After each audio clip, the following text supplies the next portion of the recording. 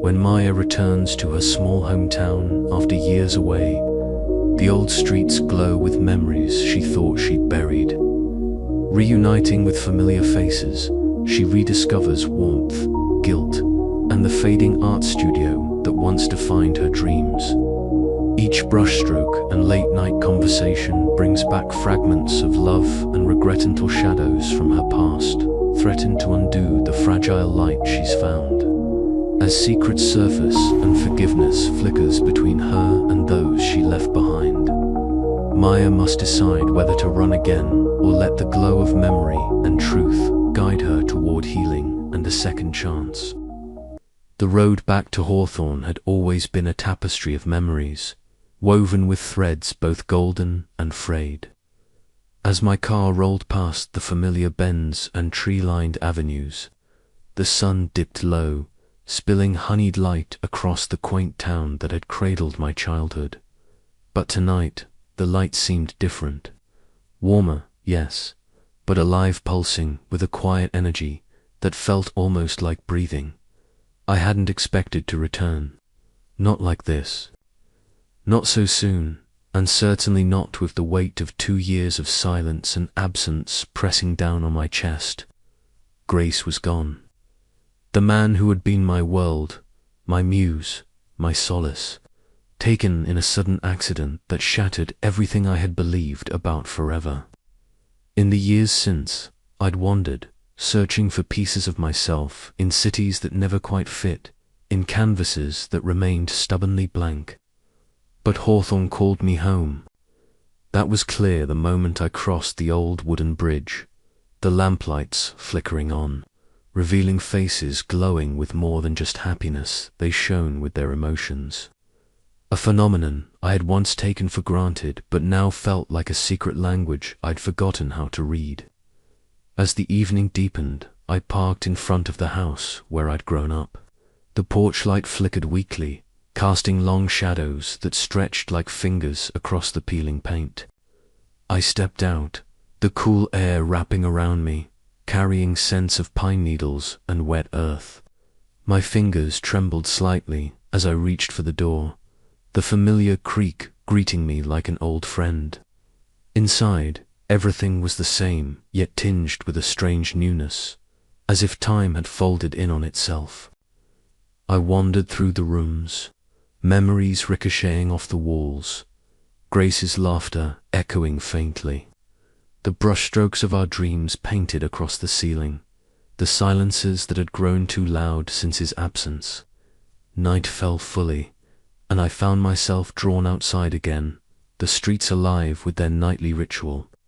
People moved about, their emotional auras glowing bright fiery reds, soft blues, golden yellows each, hue a testament to the feelings they carried.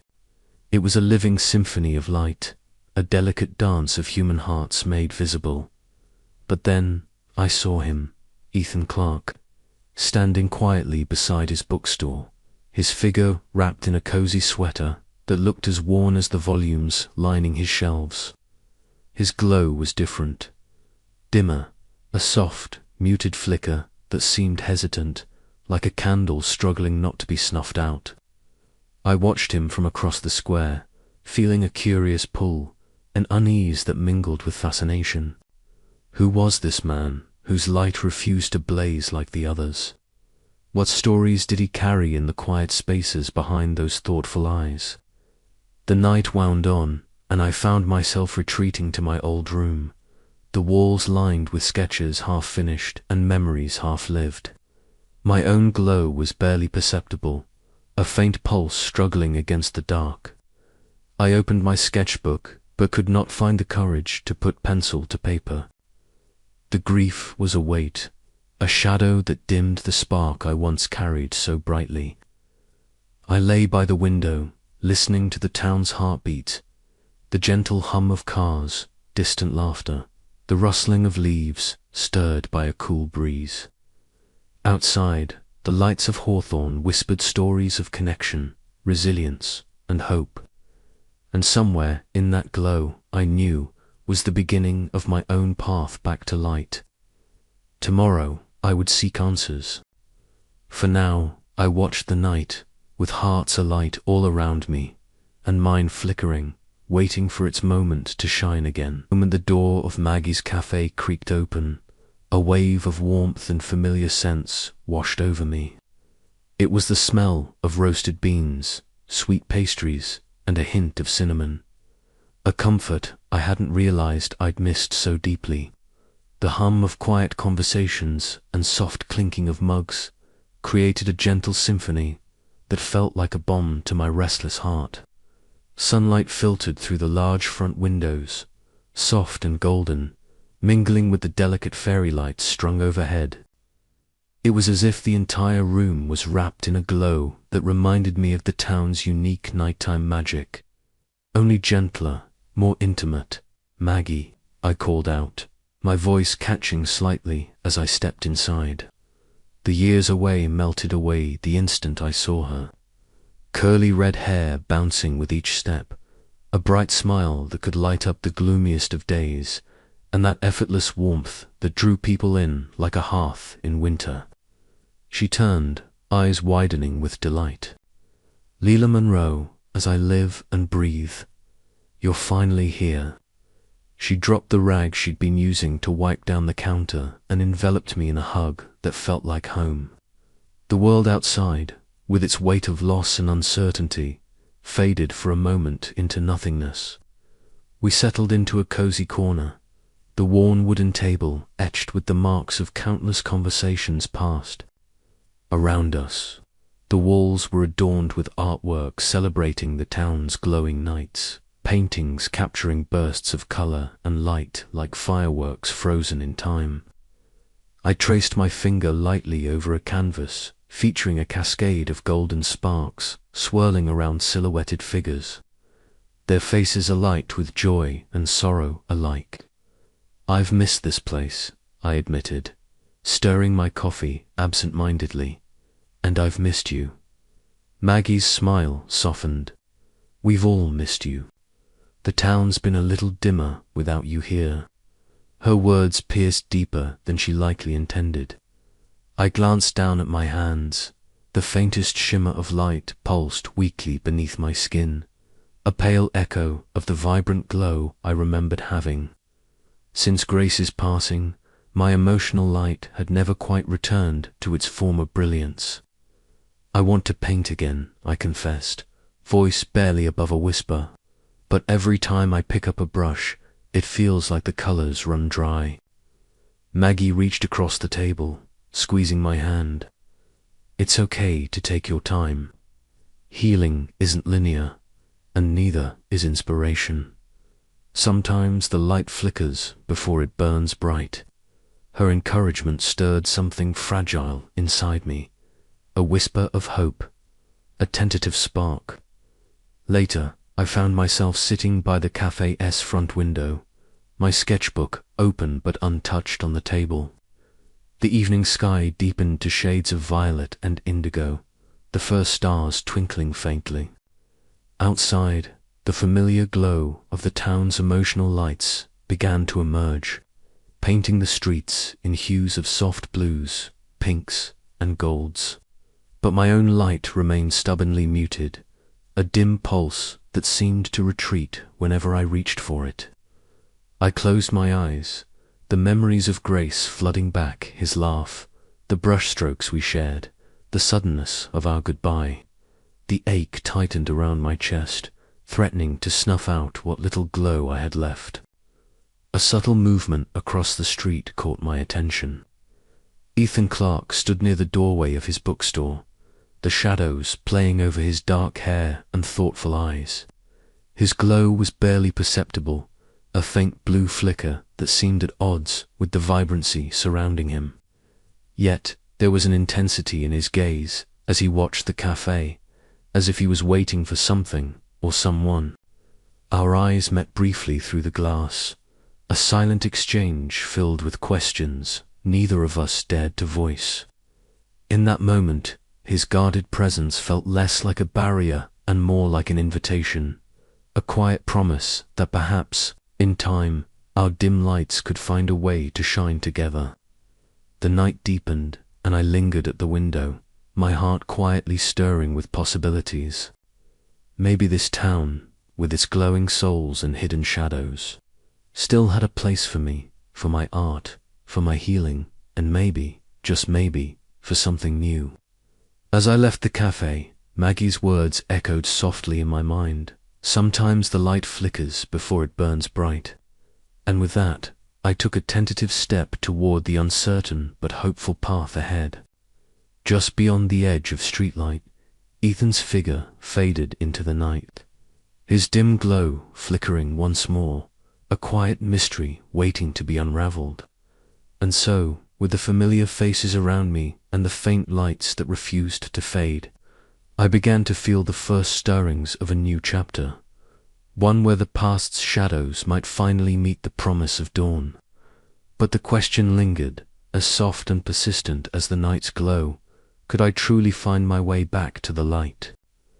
The answer, I hoped, lay somewhere between the warmth of old friendships and the quiet watchfulness of a bookstore owner whose own light was waiting to break free. And as the town settled into its nightly rhythm, bathed in colors both bright and faint, I knew one thing for certain: this time I wasn't alone. The afternoon sunlight streamed gently through the large windows of Maggie's cafe, casting long, golden beams that danced across the worn wooden tables and the soft hum of quiet conversations. I sat tucked into a corner seat, my sketchpad resting on my knees, pencil poised but hesitant. The familiar scent of freshly brewed coffee mingled with the faint aroma of cinnamon and baked goods, wrapping around me like a warm, fragile blanket. It had been weeks since I'd touched pencil to paper with any real intention, and even now, my hand felt foreign as it moved uncertainly over the blank page. My eyes flicked up occasionally, tracing the patterns of light and shadow that the late afternoon painted across the cafe. I tried to capture the way the light fell on Maggie's curly red hair as she moved behind the counter, her bright smile a steady beacon amidst the soft chatter of familiar faces. But no matter how hard I tried, the images in my mind were overshadowed by the memories that refused to let me be. Grace's laughter echoing in quiet rooms, the touch of his hand in mine during cold nights, the way his presence had once filled every corner of my world. Each sketch I made was interrupted by a sudden pang, the pencil faltering, the lines wavering like my own uncertain heartbeat. I closed my eyes for a moment, letting the quiet envelop me. The emotional glow that usually radiated from within me was dim, flickering faintly like a candle struggling against a draft. In this town, light was visible, a literal glow that surrounded each person, pulsing with the vibrancy of their emotions. Yet mine felt muted, lost in the shadow of grief. A soft bell chimed as the cafe door opened, and I glanced up to see Ethan stepping inside. His dark hair was tousled just so, and his thoughtful eyes scanned the room before settling on me. The faintest shimmer of his usual dim glow seemed almost imperceptible in the warm light, but was enough to catch my attention. He moved with quiet confidence, ordering a coffee in a voice that was calm and steady, the kind of voice that could soothe without needing to say much. Our eyes met across the room, and for a moment, the noise around us faded into silence. There was a flicker of something, recognition, maybe, or an unspoken understanding that passed between us, fragile yet undeniable. I felt my heart skip, a tentative pulse beneath the fragile surface of my emotions. Ethan was an enigma, his glow always faint, hiding layers of pain and stories I was only beginning to glimpse. Yet here he was, near enough to touch, yet still distant, as if guarding a secret too heavy to share.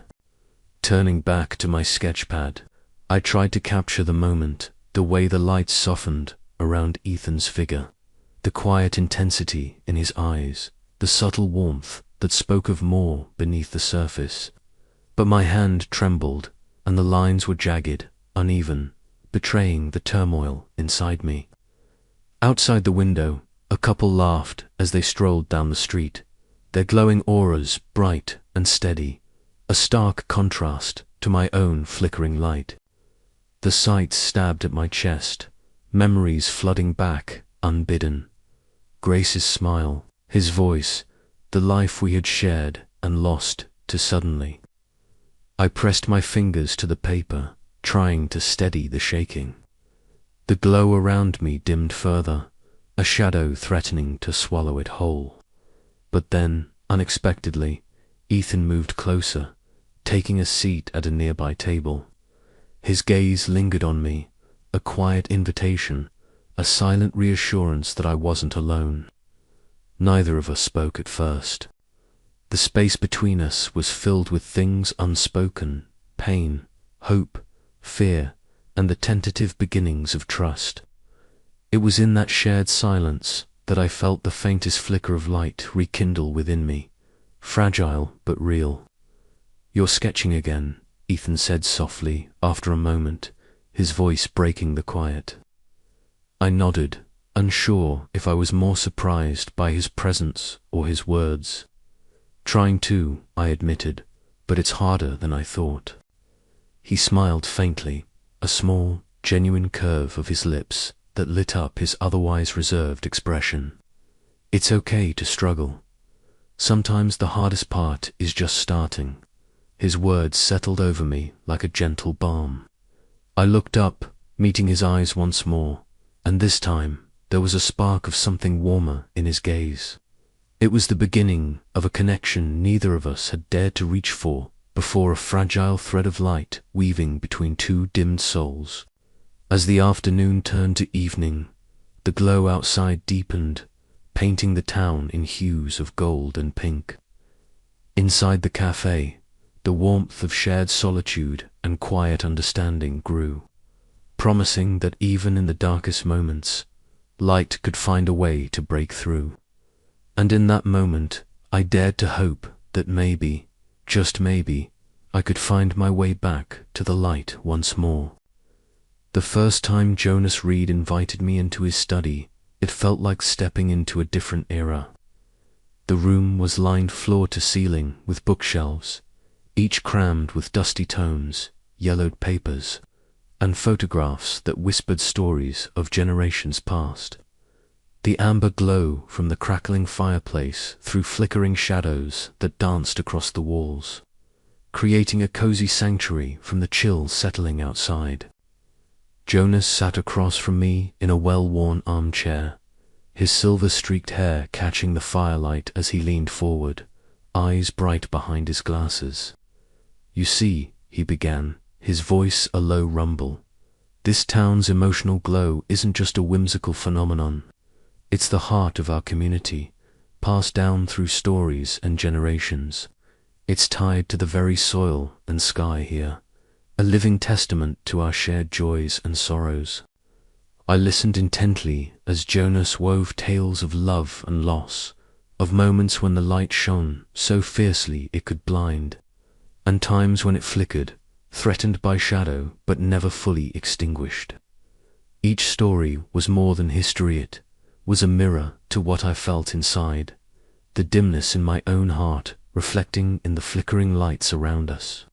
The glow, Jonas explained, is a language of the soul. It reveals what words can't always say. And sometimes it's in the faintest light that the deepest stories hide. His words settled over me like a bomb, a gentle reminder that I wasn't as alone as I thought. The glow wasn't just a spectacle. It was a shared experience, a way we all carried each other's burdens and hopes. Later that evening, I found myself drawn to Ethan's bookstore, its windows casting a warm, inviting light onto the quiet street. Inside, the scent of old paper and wood smoke mingled, familiar and comforting. Ethan stood behind the counter, a soft sweater draped over his slender frame, his dark hair falling slightly into his thoughtful eyes. He had invited me for a poetry reading, something he rarely shared with anyone. As he began, his voice was low and steady, each word carefully chosen and delivered with quiet intensity. The verses spoke of longing and healing, of light emerging from darkness. I watched his dim, emotional glow flicker with each line, subtle but undeniably present. For the first time, I saw beyond the muted exterior, glimpsing the depths of his guarded soul. It was as if the poetry laid bare his fears and hopes, weaving a fragile bridge between us. My own glow, still uneven and hesitant, pulsed gently in response. After the reading ended, we exchanged a glance brief, charged with unspoken understanding. The dim light between us seemed to pulse stronger for a moment, a flicker of possibility in the quiet bookstore. Stepping outside, the town was alive with the evening's emotional glow. The streets shimmered with hues of gold, soft blues, and gentle ambers, a collective radiance that wrapped around everyone like a warm embrace. I stood there, feeling the faint stirrings of hope within me, a fragile light beginning to grow amid the shadows of grief. That night, as I walked home beneath the glowing sky, I realized that the stories Jonas told and the poetry Ethan shared weren't just tales or words, they were keys. Keys to understanding that even in the deepest sorrow, connection could kindle light. And maybe, just maybe, my heart could learn to shine again. But the question lingered. How far was I willing to open my heart to let that light in? And could Ethan, whose own glow had always puzzled me, find the courage to do the same? The night held its breath, waiting for the next chapter to unfold. The bookstore was quiet, save for the faint creak of wooden floorboards and the soft rustle of pages.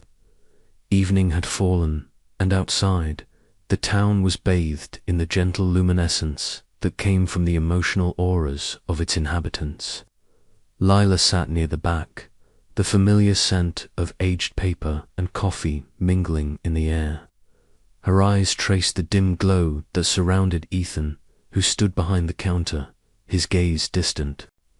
She had noticed from the moment she arrived that his light never quite matched the brilliance of those around them. It was faint, almost hesitant, flickering like a candle struggling against a breeze.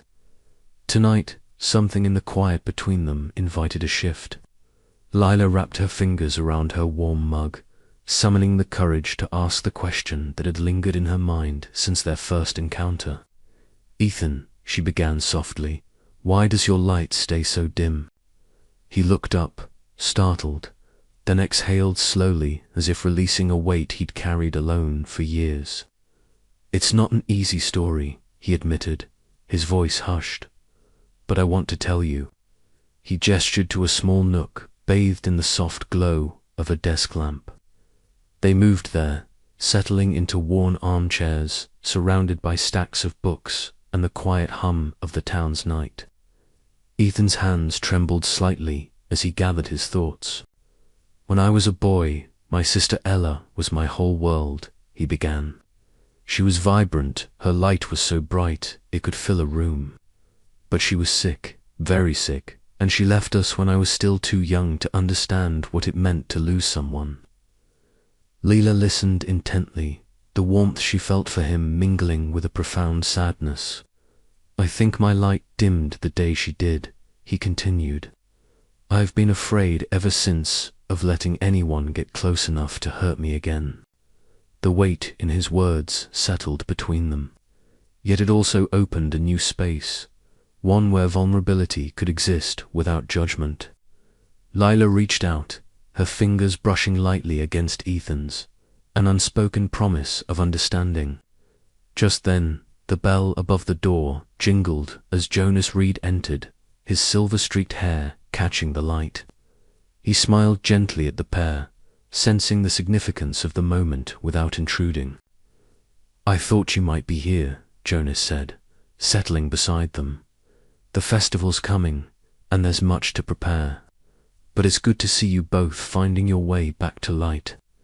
His presence was grounding, a reminder of the community that surrounded them. each person's glow a thread in the town's luminous tapestry. Leela glanced at Ethan, whose eyes held a flicker of something new hope. As Jonah spoke about the history of their town's unique gift, Leela pulled out her sketchbook. Her pencil moved with a gentle urgency, capturing the subtle contrasts of light and shadow that danced around Ethan's aura. Each line was a testament to the complexity of pain and healing, to the fragile beauty of second chances.